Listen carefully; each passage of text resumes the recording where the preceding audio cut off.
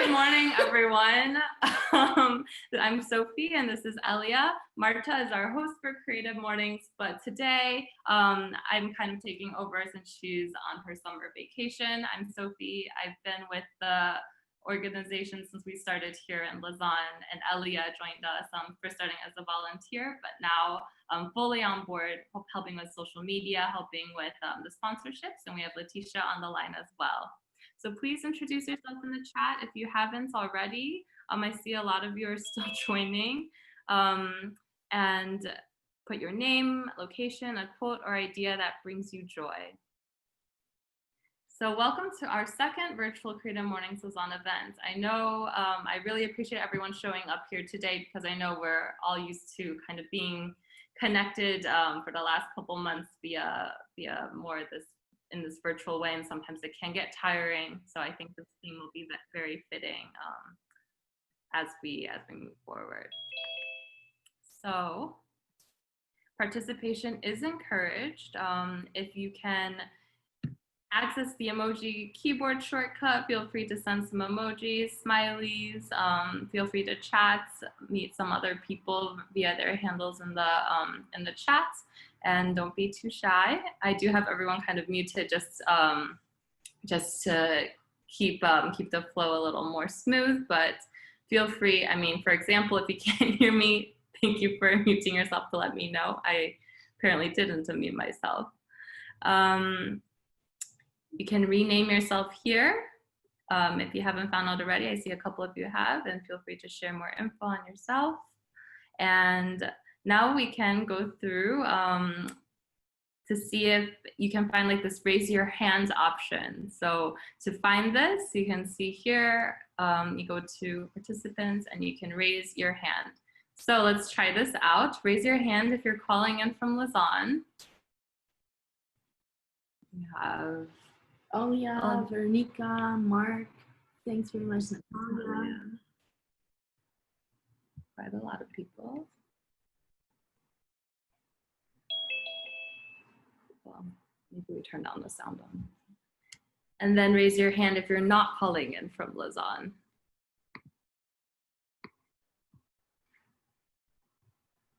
And who is not calling in from Lausanne? If you're not, I'm really curious as to where you're calling from. We have East Coast USA, Polly. I guess good evening. We have Helsinki, and then we of course have like all the ones who are closer in Lausanne. Amazing. In New Delhi, thank you. And raise your hand if you're grateful for something today. I'm grateful it's Friday. Cool. Thanks, everyone. So Creative Mornings, for those who aren't familiar, is very global. And I think from those dialed in globally, they are quite familiar with that. We are not possible without some of our global sponsors. So one of those being Mailchimp, their official global partner for marketing, and help us in terms of emailing and a lot of the template work that you see here. Something exciting that they have actually going on is Mailchimp's virtual book festival. So it's a collection of emerging voices that stand by new ideas, and you can kind of click on each little virtual book to discover new books and that help shape our future by championing progressive thinkers. So you can find it on Mailchimp Presents. WordPress is another official global partner for our web publishing platform, helping us with our websites. And since 2018, actually, Creative Mornings and WordPress, we've started joining forces. So we have an Own Your Content series of interviews and toolkits and field trips, which I can talk about a bit more. So if you're interested in checking some of this out, you can even look at it at ownyourcontent.wordpress.com. And finally, we have a new partner on project management called Basecamp. So those of you in the startup world might be familiar with them, but this is one of the project management programs we're going to start using here in our local chapters as well. And they are actually having this offer on their new email service called Hey, if you want to try it out for free at hey.com. So Creative Mornings currently is actually in over 215 chapters in cities around the world. Maybe some of you who are dialed in globally have also attended your local Creative Mornings chapters in 67 countries worldwide. And each month we have a talk around a theme, a collective theme, and our events are always free. So in this kind of virtual environment, we also started ramping up our field trips. If this is something you're interested in looking at, there's creators from all around the world, and even you yourself, if you wanted to, you can submit kind of your own field trip and field trip talk, and basically give your own mini creative mornings talk. So through this, I've done yoga. There's some craft classes as well. So field trips is another option. And here at Creative Mornings Lausanne, we're celebrating like around almost 2.5 years. This is our small little team. We had some more with us, I think last month, but each of us, we have a lot of side projects and everything happening. So in terms of priority, we did lose Manon, who was helping us on social media, and then Sophie, who had to move back to Amsterdam after helping us a lot the past year. So here I want to talk about our global sponsor. It's Sleepy Bear. Elia is our sponsorship manager here. Do you want to talk a bit about Sleepy? Thank you. Sleepy Bear is the first specialty coffee shop that opened in Lausanne, and this is the second month that they've graciously accepted to sponsor us. So we have a little coffee pack the house blend from them here, and so during the event, feel free to share stories, take screenshots, or whatever inspires you during the talk. And share your stories on Instagram, tagging CM Lausanne and Sleepy Bear. And so a few of these stories will get some nice giveaways.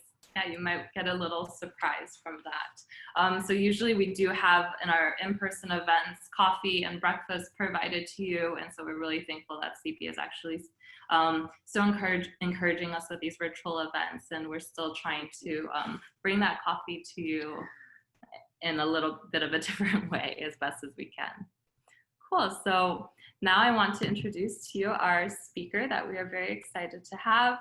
For me personally, after a very stressful week, this topic is very on theme, and I think it's been the same for everyone preparing for this event and also outside of the event to your own personal lives.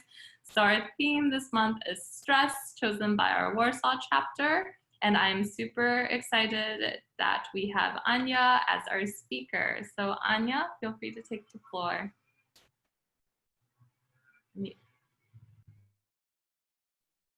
Sorry, so I just turned on my microphone. Hi, everybody. And thank you so much, Sophie. I'm very happy to be here. Can you all hear me?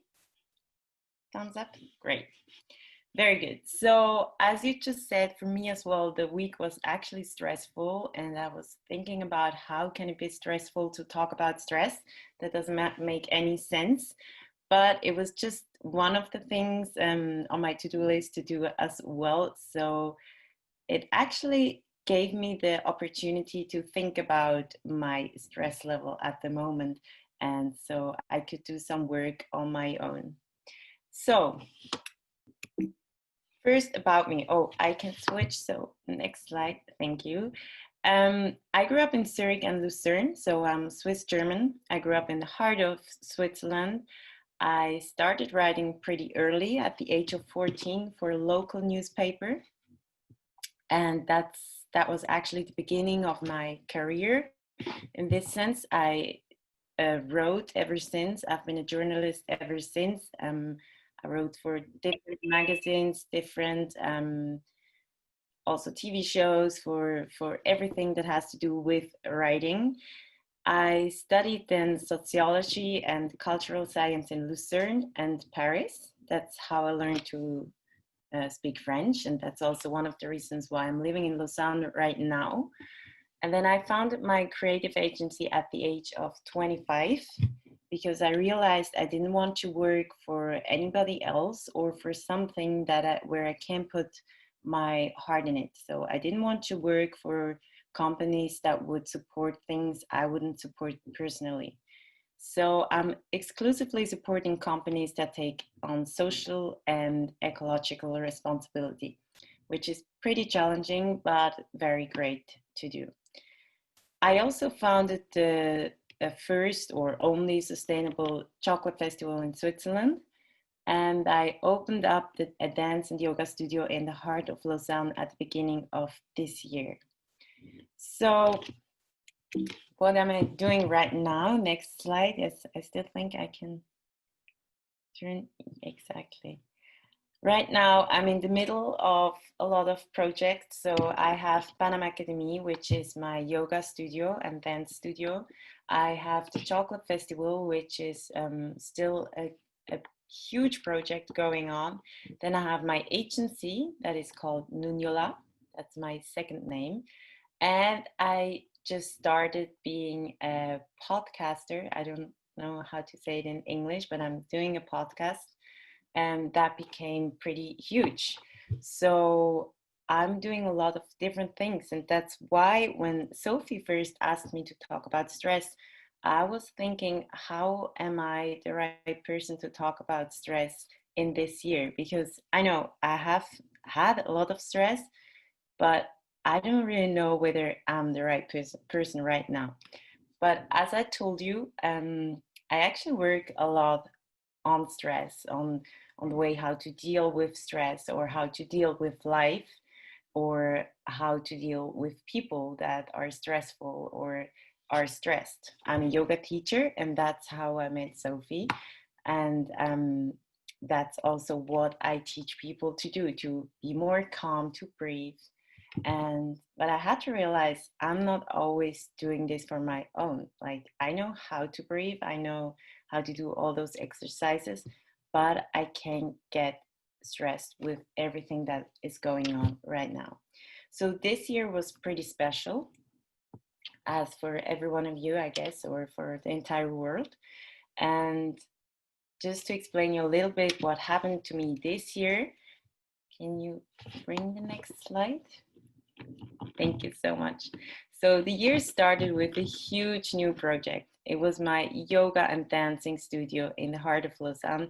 And that was like most of my decisions and over the weekend decisions. So I just didn't have any space to teach anymore. And as my person is, I don't like to teach for other people, or I don't like to be integrated in a system that others tell me what to do and how to do it. So I always wanted to have my own room, to do my own teaching style, to teach when I feel like teaching. And that's when I saw this room. Together with my partner, who's a dancing teacher, we decided then, okay, let's do it. Let's rent this room and change everything from scratch. We both don't have a rich background, so everything we do it on our own. So we had to put in the floor, to paint the walls, to do everything on our own during the night, because we were working all day. So we would come to this room at 8 or 9 in the evening and start working during 2 months and do it all by our own. And of course, there's always a lot of people who tell you, yes, if you want to do a project, I'm there for you, I'm going to help you. But as it turned out, it was winter, it was freezingly cold in that room. And so we found ourselves together, 2 people doing this entire room. That was actually pretty nice work to do, because it's very good to do something with your hands if you're used to working on the computer all day. But next to that, I will be teaching 14 yoga classes a week, and 12 of them in the Swiss German part. So I had to actually take the train 2 hours to come to Lausanne, teach here some classes, do the room. I had to organize the Swiss Chocolate Festival, and I still had to work for my agency and do this all together. And then, of course, social life was there too. I have a huge family that I wanted to see. So there were actually a lot of things going on. Well, the room turned out pretty well. Maybe you can switch to the next slide. That was a photo that was taken in March. So we now have curtains. It's a little bit more cozy now, but I realized I don't have an actual a picture of today. But we were really proud and happy over our achievement. So that's the room. We started teaching very soon. We had a lot of teachers, so we created a whole system, an entire school. Of course, as you all know, that was at the beginning of March or mid-February, and a few weeks later, we had to close the school. So yes, you can switch to the next slide. So what I did next to that is, as I told you, the Swiss Chocolate Festival. Why did I do that? Because I love chocolate, of course, but also because my father has a project in Ghana where he does sustainable cocoa.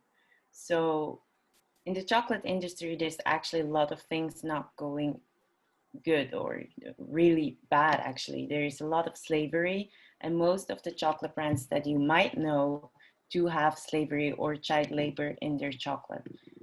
So I can look at this knowing that we in Switzerland have the possibility to change it and do nothing about it. So I decided to do that chocolate festival. I created a team of 12 people who were highly engaged, who would be working for over 3 years to organize this event in the heart of Zurich.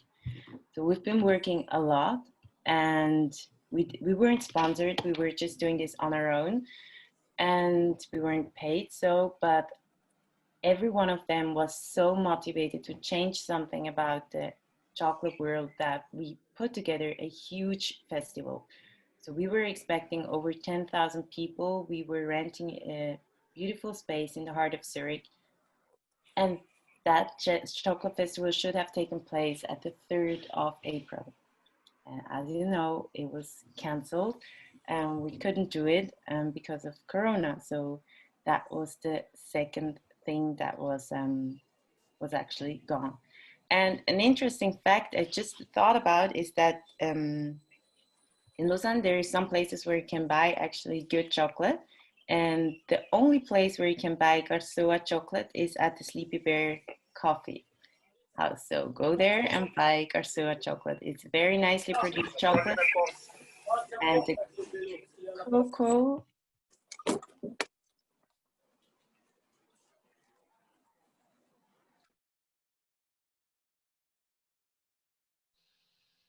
I think we lost your sound. Yeah, I just turned it on again. Can you hear me again?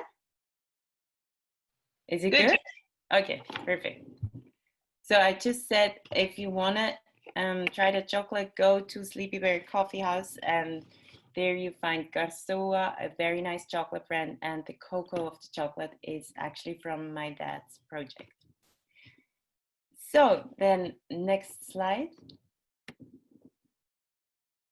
Okay, so I find myself in the middle of all those projects. My yoga studio was closed.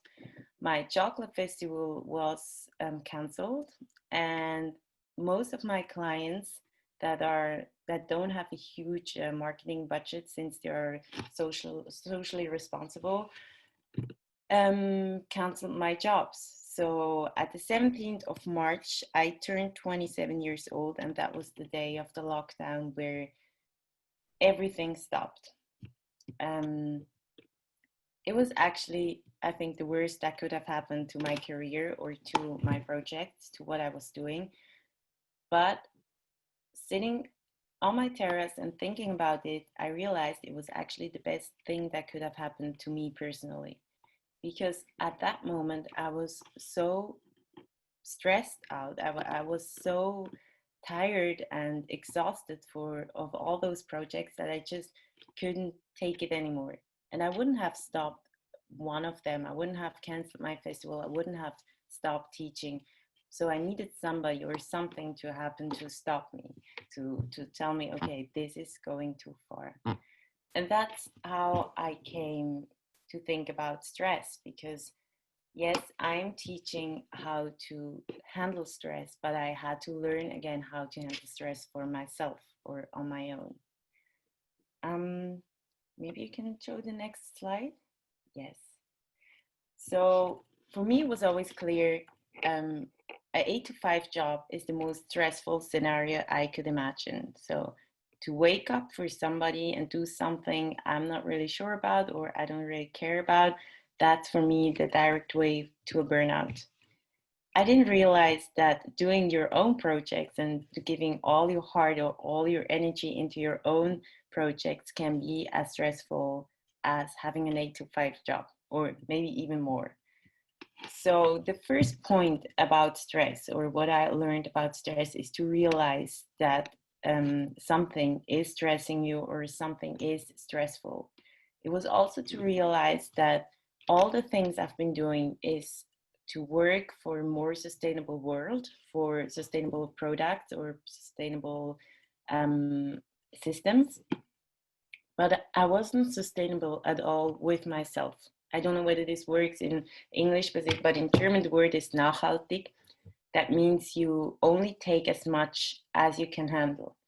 So that's what I do with my projects. That's what I think chocolate should be about. I think yoga should be about. We should take care for a long time to our world and for ourselves.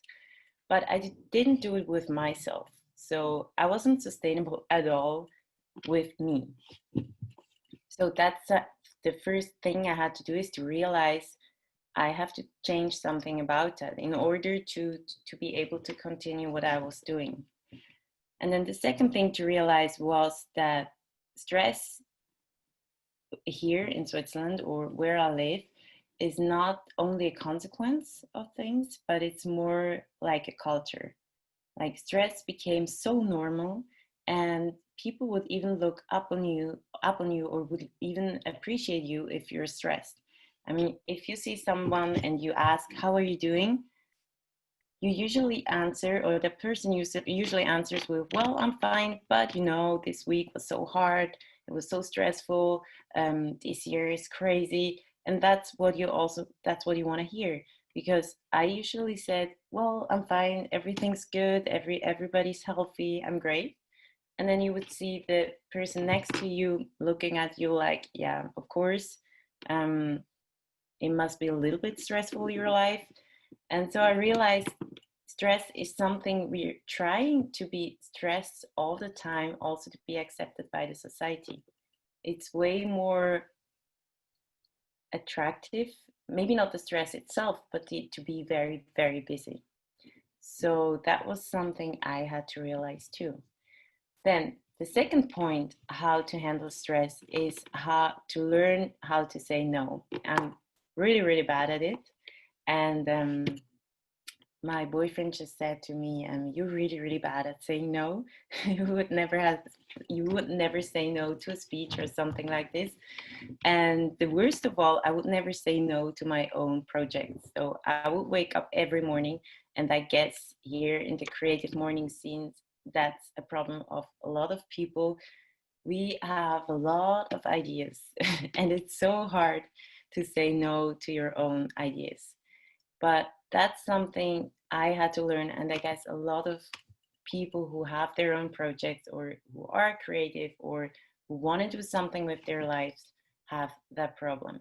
To just sit back, think about the projects, and maybe say no, and say, "Maybe I can do this next year." And then there's a positive no and a negative no. So I realized, if you say no to something because you're scared of it, because you fear it, and that's a negative no, because you would actually be able to do it, but you're just scared. If you say no to something because it's better for your health, for your stress level, it's better for your energy, that's a positive no. It's the same thing with birthday parties or invitations. If you say yes to everything, there's a moment you're gonna burn out. You're gonna have a social burnout. Then the third thing is, of course, organization. It's something I've been working on all my life, and it worked pretty well. But there's always things you can't plan, like Corona, for example. So what I had to do strictly is to put spaces or free spaces into my calendar. It's I didn't call it free time because I just called it space. So for example, every Wednesday afternoon for me, there's just a space. That means I'm not going to have a coffee with a friend. I'm not going to have a talk or a speech or something. I'm not saying yes to meetings. It's just a space where I don't plan anything. And I do something for myself. For example, go to the lake and swim, or listen to music, or read in a book, because it's been so hard to read with all the things going on. So those spaces are very important. And I see it as the breaks in music, for example. You can't have a melody with no breaks.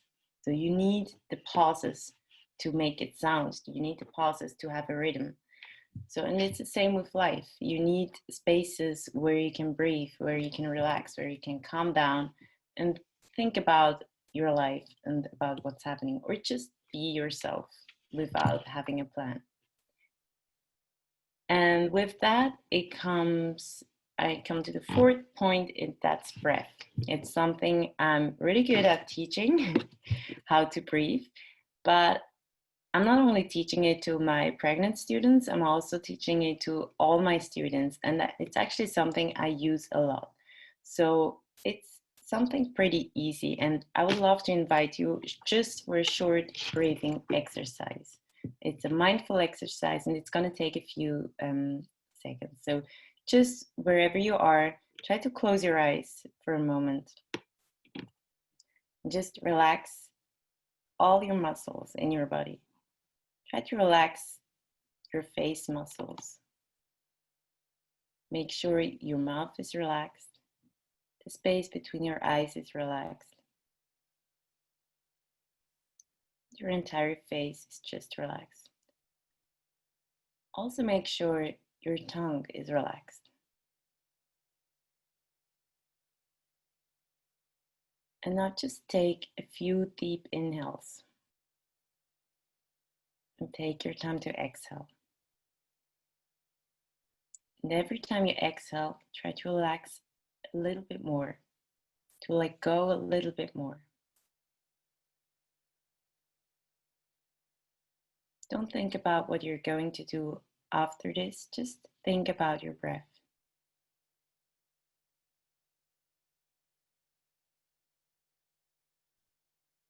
And then start to realize what's happening around you. Maybe you can hear birds. Maybe you don't hear nothing at all.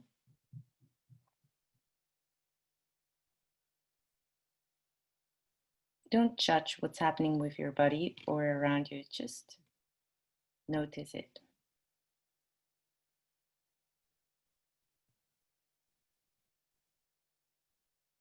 Also try to notice your entire body. Maybe you're hot, maybe you're cold.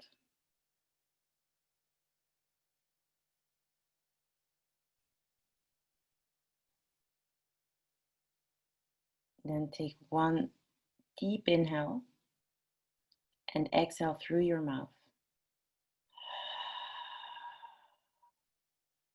One more time, inhale and exhale through the mouth.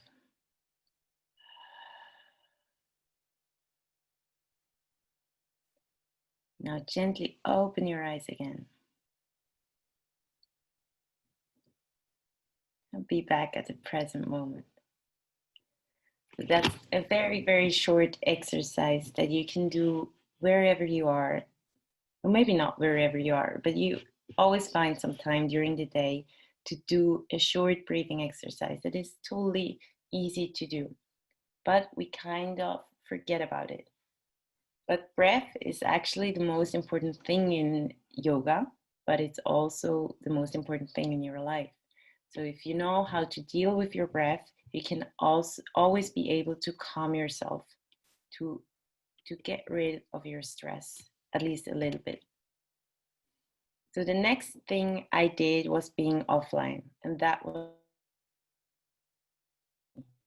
I'm somebody that is always reachable, that will work all the time with no weekends. So it was really hard for me to say, no, I'm offline. I'm not checking my messages. You can call me.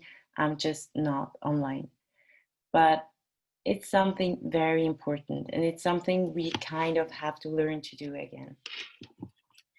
The sixth thing is no multitasking. I guess a lot of you are multitasking as well, maybe even now. Maybe you're listening to this and being on your phone at the same time. Maybe you're checking your mails on the same time, or reading or writing something. That's multitasking. And our brain is actually not able to multitask. So it leads to stress, even if you think you're a good multitasker. I think I am, but I know it's not possible. And the seventh thing, very important, exercise. I do a lot of exercise. I go swimming, I walk, I run, and of course I do a lot of yoga. I take care of what I eat, and I take care of my sleep, which I didn't when I opened the studio, and that was very bad. So you need your sleep, you need to eat well, and you need to move your body. I'm right now sitting on a sitting ball that I bought just to make sure that I'm moving my body a little bit all the time. So those are my 7 points how to handle stress. I know there's different ways, but I know they can help. So if you're looking for ways to handle your stress, maybe you can start with them and then add something for yourself, or take something off that you think that doesn't help me. Okay, next slide. That was so far so good. So I was pretty relaxed during the lockdown. Even though I would bring our entire studio online, I would start a podcast where I would talk about things. So I was pretty busy, but I started being relaxed. It was the first time in 5 years where I slept more than 3 weeks in my own bed. I would be moving around so much that I didn't realize how beautiful it is to wake up in your own bed.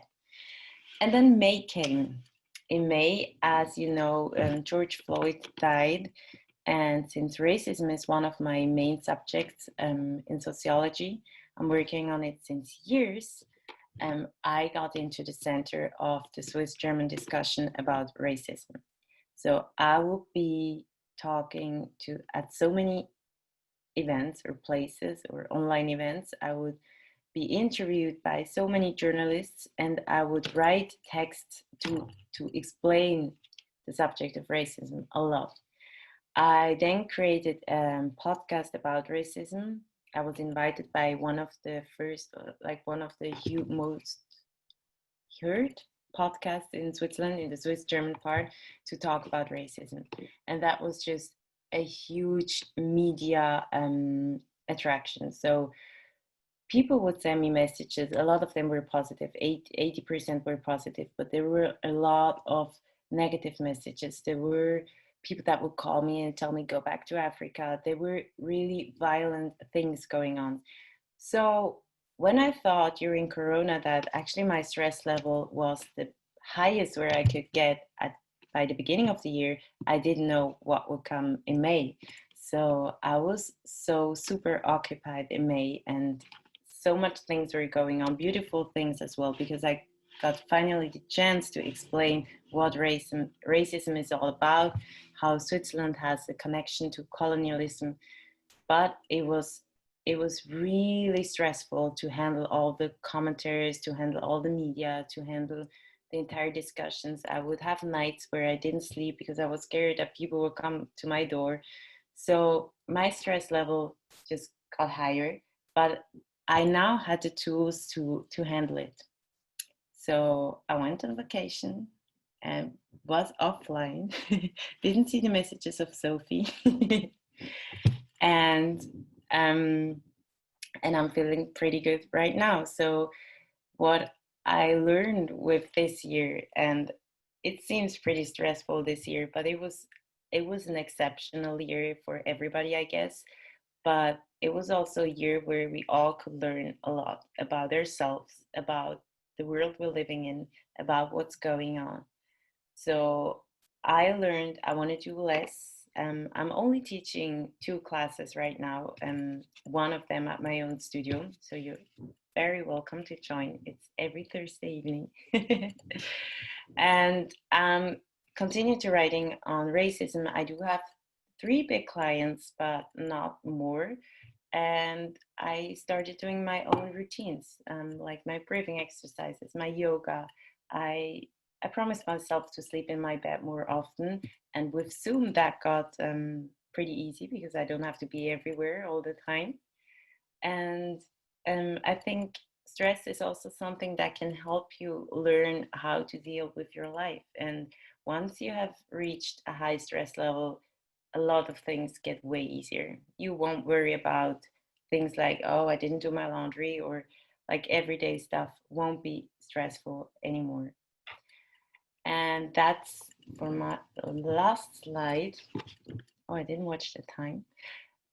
So I really believe that we can't change everything that happens, but we can change the way we experience it. So even though I thought in April, I'm now good, everything calmed down, and there was May coming and something huge, yes, came into my life. But I was ready to experience it differently. I was ready to handle it. So it really depends on you. Situations can be very, very hard, but we all have the tools, and one of them is our breath to really handle it. Thank you for listening. Thank you so much, Anja. You guys can hear me, right? I'm paranoid. Okay. I think we all needed that. I definitely needed that breathing. I realized that was really tense in my face when we did that. So thank you. So now we have like a Q&A session. If you want to ask a question, can you please raise your hand in the chat, and then I can unmute you, and then Anja can answer your questions. Any questions? Or we can type monitor, yeah, the chat too. There's a lot of Or is everyone so relaxed now and going to put the method in place? Well, I have a question. It jumped at me when you were saying that, saying no to people, and I don't know, for many of us, it's part of like, we're all the people pleasers, and, it's okay because we want to have that connection. But how do people actually react when you say, listen, I would really like to do this, but I can't because I'm just, I have enough on my plate, or I am overwhelmed? Because I think we worry a bit too much about their reaction. That's true. Yes, you can hear me. That's true. But I believe that's something we worry about. We worry about their reaction, and the reaction won't be that bad actually, because if you tell someone, I'm sorry, I would love to come, but I'm just really tired, and I have been running around a lot, so I need some time. You signalize them that you appreciate your own time, and you make them appreciate your time as well.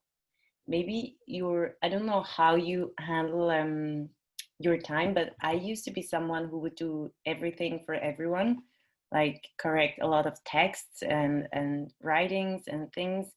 And then it just became normal. And I realized they don't really appreciate it, because it's just normal that I'm there, I will do it, even if it's late in the night.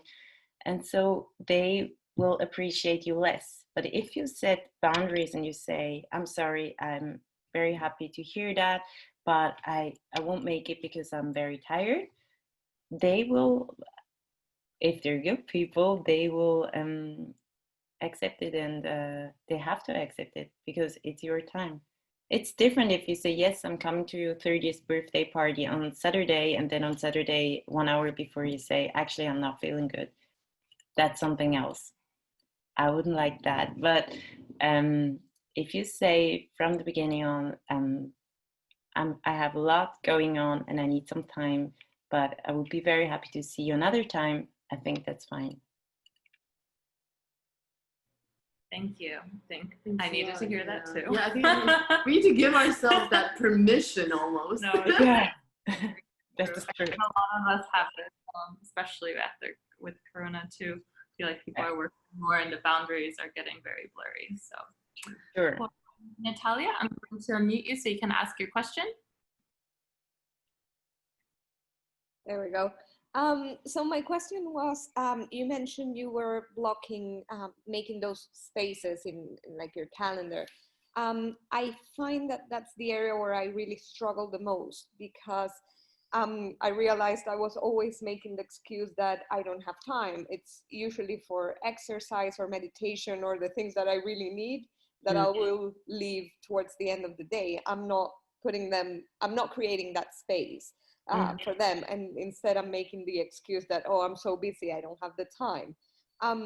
But then how have you built in that discipline to, once you have that space, to stick to it and to actually go and do something for yourself rather than actually I could, squeeze in some work during this time? And so how did you build in that discipline, and how do you respect that time for actual self-care rather than just keep working?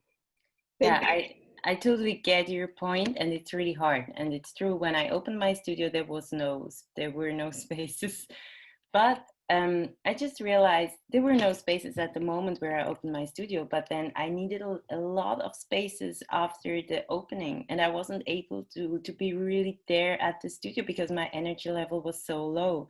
So I think it's just something you have to tell yourself in your head, and time for yourself is prior one, because that's what you work with. You won't be able to work if you're not feeling good, if you don't have any energy left. So for me, waking up in the morning, doing my exercises, even if it's 10 minutes or even if it's just going to the lake and jumping into the water and going back to the office, that's prior one.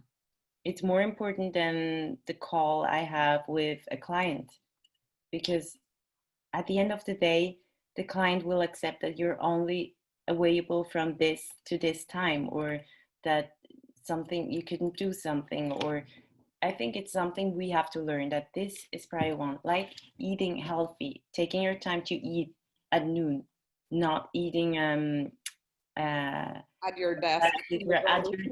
a plastic wrapped up salad that has nothing in it that will help you. So that's actually, taking care of you is something that you need to do. It's the most important thing to do.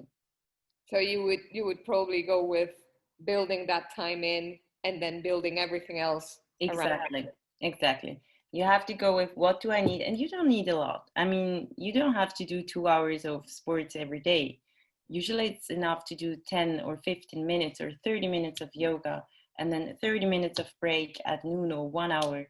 So if you just stick to it, it's the same thing with, I don't skip my yoga class to see my friends, because it's prior one. I say, no, I need this. Yeah. And that's just something you have to decide to do. And everything is going to be easier. You're going to work faster. Everything is going to work all by itself. Amazing. Thank you so much. You're welcome. Yes, you got to set those boundaries. I was just peeking at the chat. Cool. Anyone else have any questions? Raise your hand or write in the chat if you can't figure out. I think